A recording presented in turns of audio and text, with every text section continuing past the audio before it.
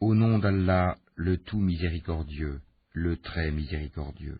L'inévitable, l'heure qui montre la vérité, qu'est-ce que l'inévitable?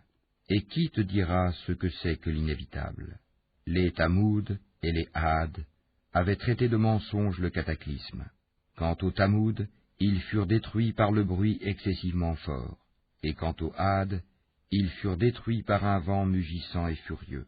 Qu'Allah déchaîna contre eux pendant 7 nuits et 8 jours consécutifs, tu voyais alors les gens renversés par terre comme des souches de palmiers évidées. En vois-tu le moindre vestige? Pharaon et ceux qui vécurent avant lui, ainsi que les villes renversées, commirent des fautes. Ils désobéirent au messager de leur Seigneur, celui-ci donc les saisit d'une façon irrésistible. C'est nous qui, quand l'eau déborda, vous avons chargé sur l'arche, afin d'en faire pour vous un rappel que toute oreille fidèle conserve.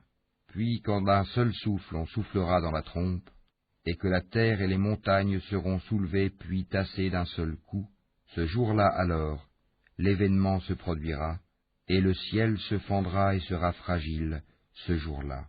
Et sur ses côtés se tiendront les anges, tandis que 8, ce jour-là, porteront au-dessus d'eux le trône de ton Seigneur. Ce jour-là vous serez exposés, et rien de vous ne sera caché. Quant à celui à qui on aura remis le livre en sa main droite, il dira, « Tenez, lisez mon livre. J'étais sûr d'y trouver mon compte. » Il jouira d'une vie agréable, dans un jardin haut placé, dont les fruits sont à portée de la main. Mangez et buvez agréablement pour ce que vous avez avancé dans les jours passés. Quant à celui à qui on aura remis le livre en sa main gauche, il dira, « Hélas pour moi, j'aurais souhaité qu'on ne m'ait pas remis mon livre, et ne pas avoir connu mon compte. Hélas, comme j'aurais souhaité que ma première mort fût la définitive.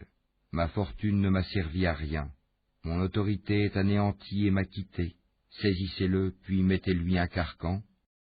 Ensuite, brûlez-le dans la fournaise, puis liez-le avec une chaîne de 70 coudées, car il ne croyait pas en Allah le Très-Grand. Et n'incitez pas à nourrir le pauvre.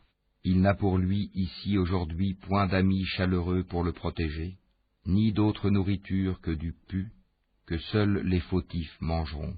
Mais non, je jure par ce que vous voyez, ainsi que par ce que vous ne voyez pas, que ceci, le Coran, est la parole d'un noble messager, et que ce n'est pas la parole d'un poète, mais vous ne croyez que très peu, ni la parole d'un devin, mais vous vous rappelez bien peu.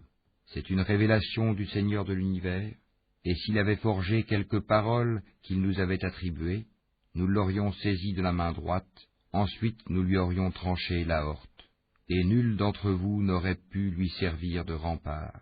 C'est en vérité un rappel pour les pieux, et nous savons qu'il y a parmi vous qui le traitent de menteur. Mais en vérité ce sera un sujet de regret pour les mécréants, c'est là la véritable certitude. Glorifie donc le nom de ton Seigneur, le Très-Grand.